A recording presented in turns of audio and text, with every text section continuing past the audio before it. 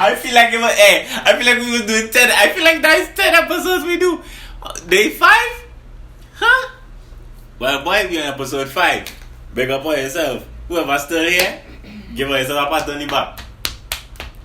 Whoever was on the phone sleeping with headphones in the ears wearing a Kaiser steel jersey, get out the room.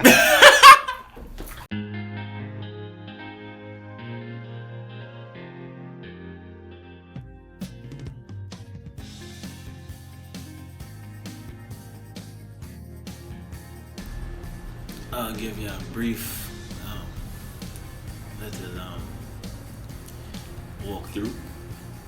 When I was 13, I had my first okay. When I was 13, that was when I started, taking music seriously. I had the gift of singing. Thank God for that. The man upstairs blessed me with the gift of singing. I was able to sing since. Well, when I realized I could sing, I was 8, probably 8. Yeah, I was 8 when I figured out that I could sing, but I never used to sing for nobody. I just used to sing to myself and just be in my own. But then my cousin heard me sing and she started to spread it. Oh yeah, and also I sang for my mom and my sister. Yeah, so the 3 of them knew, and they just started to spread it around the family, and and spread it to the friends as well too.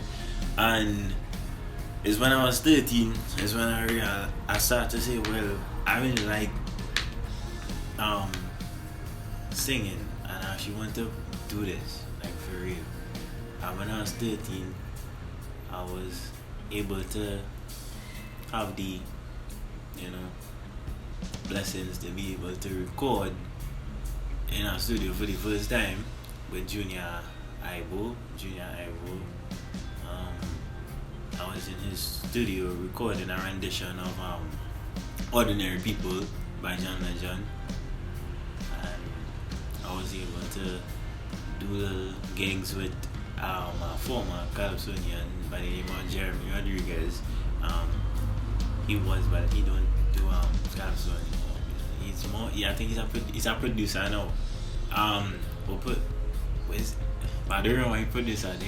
Hey, if you see this, don't beat me up. Don't come from my head. I don't remember his producer name, but he produced now. But anyways, beside from that, back to the journey. Right, so we would do the small gigs, and then I think my mom wanted me to focus on my academics. She wanted me to focus on school because I wanted to just full on just do this music thing, but my mom said I had to finish school and stuff, so I had to pull out from doing any further things with that. So I put it on pause, and I finished school. And it's only when I was 16 I got introduced to doing the soca. I got my sister, she was my manager at the time, and she got me into doing soca, and yeah, I did it for like 2 years. I did the soca for like not 2 years. I did soca for like 4 years, and then I just was doing like performances around Trinidad with the soca music, like little small gigs a while, and I did I performed on the big stage for the first time in Barbados in 2017.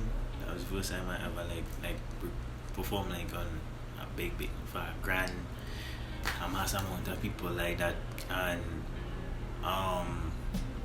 yeah, it was very good. But anyways, so it was good experiences throughout, like being able to perform and also like be a part of that industry and meet other soca artists and stuff. But I never really was that passionate about the soca music. So I didn't wanted to continue pursuing it. So now I'm in the. I know I'm trying to make my own lane, be in my own lane, and just do my own thing. So this is just, yeah, where it's at right now.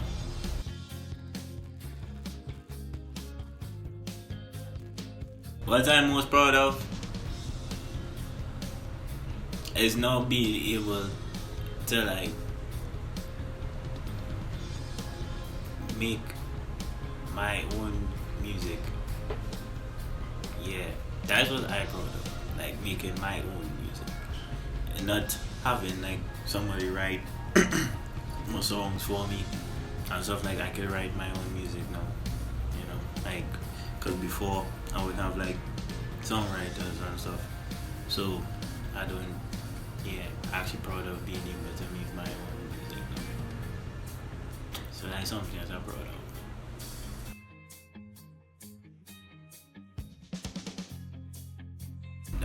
That one time when I performed for a school tour with Synergy, I went on a school tour with Synergy TV, and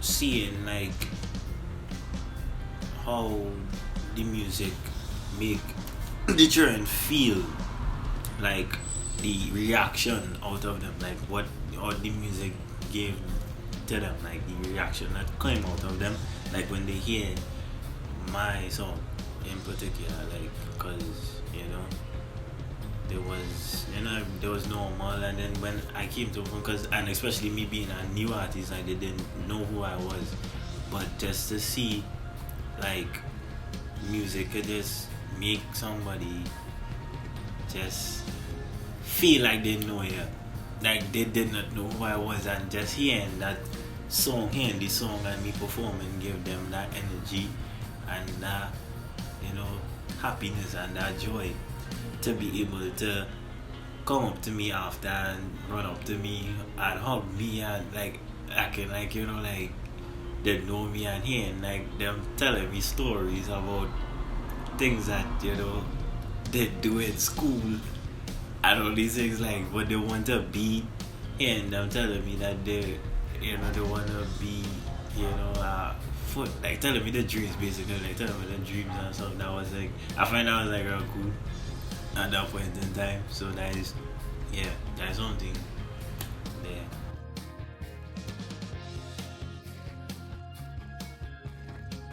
Well, it evolved. It changed through like different genres. Basically, I was first doing I was doing soca. I started off in the soca realm, and now I'm doing different genres. I'm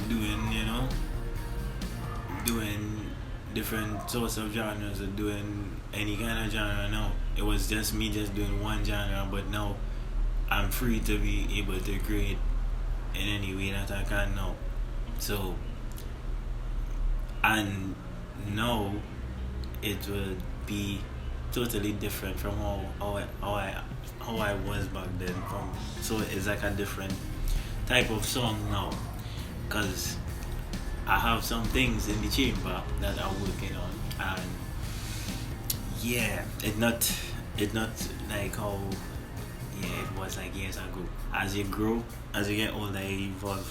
So you wouldn't sound the same, and you wouldn't do the same things as you did before, obviously. So that's where growth does come in.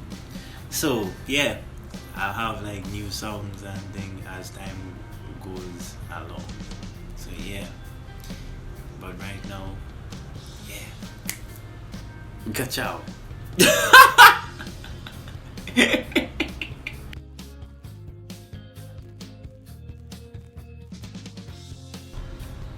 Like I said in before prior, I said that I learned to be more, less shy with speaking to people. I know I'm a bit anti-social. I'm not fully anti, but people will be like, "Oh, you lying?" And I thought, no, I'm between anti-social and what's the next one? Extrovert and an extrovert. So I'm between the both of them. But in this field, you have to be open to talking to people and like collaborating and stuff. So um, yeah, lots of collaborations and stuff and talking to them, and that is something that I learned. And also I learned to write my own music. Even I always could have write my own music, but it make me learn to write, like to expand with writing, and yeah, learn teach me that some people is not fair, and some people is fair, and it show me who is for me and who's not for me, and also it teach me what's it teach me?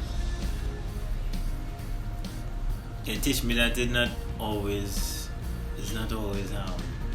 butterflies and rainbows. Because when I first came in, when I started, I thought it was just gonna be good all right through. But no, it's a lot of bumps you have to face on the way.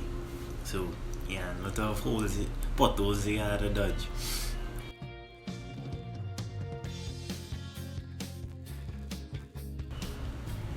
A collaboration with Swappy.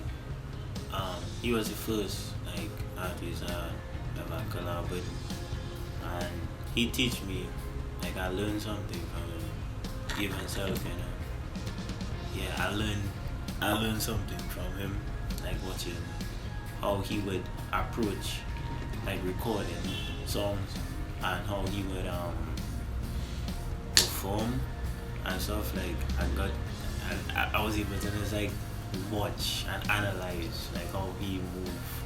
So it kind of helped with the inspiration of me as well. With that, he showed me how to do certain things. So it's like that's a collaboration that was kind of helpful in my career. Also collaborating with King Rilla, an artist named King Rilla as well. He showed me some other stuff as well, like showed me with like how to approach certain things.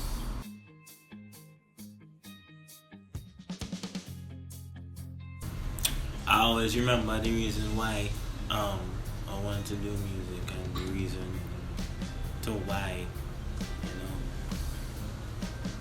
I started doing music in the first place. I just always go back to that remembrance of the end result and the end goal.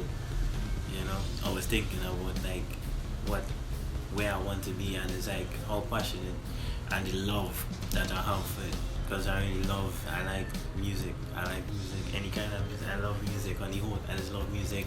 I love dancing. I love anything pertaining to the arts, to be very honest. So it's like I want to see myself doing that for the rest of the days of my life, until I die. Until the rest of the time that God have me here for. That's what I want to be doing. I want to be able to contribute to the world in some kind of way when it comes to like the artistry with music or anything, whether it is through music, dance, acting,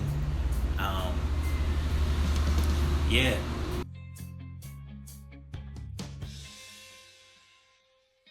Boy, well, to let you know that boy, oh boy, I'm balancing that. Well, it's not hard. It won't be hard to balance it, because at the end of the day, I used to do soca. I have the element, like that is our part. That's our culture. Soca is our culture. That is Trinidad and Tobago. We are soca. Soca is what that's our genre. So that is always going to be that's a part of each Trinidadian. Real Ginny to the bone. That's a part of us. Soca is a part of us. That will not go in no way. we have the rhythm of soca to the thing, and majority of like these like music, like popular music or international music and these things, someone they take elements of soca. So at the end of the day, it would not be hard for me to make music that could correspond with could balance, could be off balance with the culture. I can make music for the culture as well too, in a sense. Not just because I stop make a block out soca. I can still make music that have soca s vibes in it. It don't have to be fully soca, but it's like it have soca s vibes in it.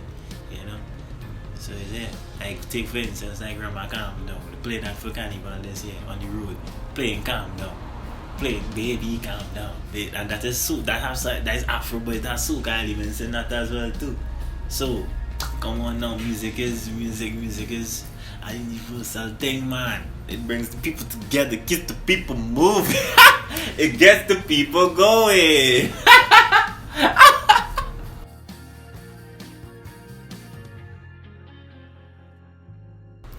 Well, my songwriting process, I have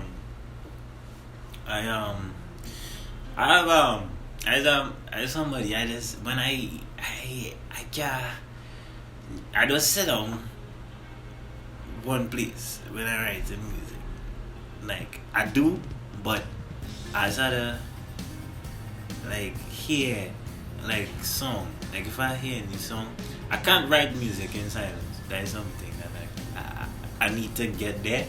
Like without a beat, I can't write a song without a beat. I need to hear like some kind of melody. I need to hear something. Like hear a beat together like a melody. First I get the melody. I get a melody first. Or like I get a melody. I get a melody first before I begin writing. I sing a melody or a chorus, a hook or something. I'll keep going with a melody in my head and put words on that melody. And then when I put words on the melody and I get a story, get what I felt in the moment of that, I start to write around the melody or the hook that I get in my head. I start to write around it. Write the topic. Well, I start to go on with the topic of the discuss, start to write, start to type out, I don't write. In this generation we use it for, I start to type out on my iPhone in my notes. I start to type out the verses, and yeah, that's how I just do my writing. I need to hear the songs, but I want to get to a place where I could write music without hearing a song. Like I could just sit down in silence and just come up with something. I want to get to that point, but I ain't reached there yet. Baby steps. Draw inspiration from whatever I'm feeling in that moment. Like if I'm feeling like whatever emotion I'm feeling, something that happened rather in the past, rather happening in the moment of my life, or something that I want to accomplish in the future or something. And it's the reason why I make songs like Believe and Up and Away We Go. Those songs was like really me talking to like future self, like basically like saying like what I want to accomplish and stuff. Is like things that I dream about, think about, I talk about what I dream or aspire to be. I would like write it in a song like for future, it's like manifesting. Yeah, it's like manifesting, so I want to manifest my goals.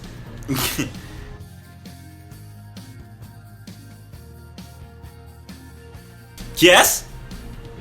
The first thing I would do differently is let my mommy know, hey, ma, school though. Hey, I understand education is very important and anything and stuff like that. Don't get it twisted. Education is very important and not stay in school, kids. Stay in school. But what I'm saying is, school is not for everybody, right? And I know from since I was young, school wasn't for me, right? And I wanted to just do music. I wanted to pursue that full on from since I was 13. If I was the knowledge that I have now, like from the knowledge that I have now, if I used to go, I wish I could just go back in time and tell my younger self, hey, Don't study, but you just go after what you want to achieve, brother. Don't study, don't get caught up with them to drown out the noise. Don't get flabbergasted, don't be shy, be scared. Do what you have to do. But so what? Life the air. Life does go how it go. I can't change it now. Life go in. Life does go on. Now it's time. I do it now.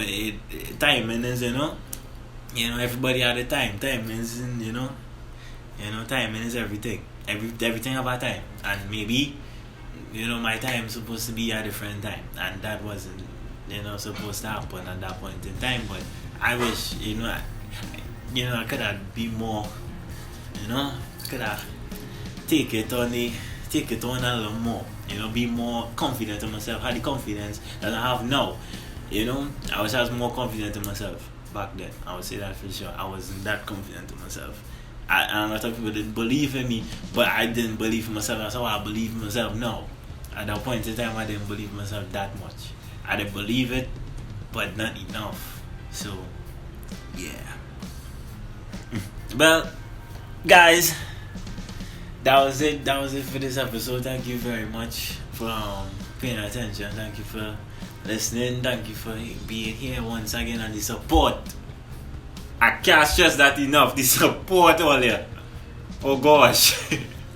Keep giving the boy that, I need it. That's the fuel the boy will carry me. Trust and believe. It does mean a lot. In any kind of way that you can give support, any kind of way that it means a lot to me. So thank you very much and see you.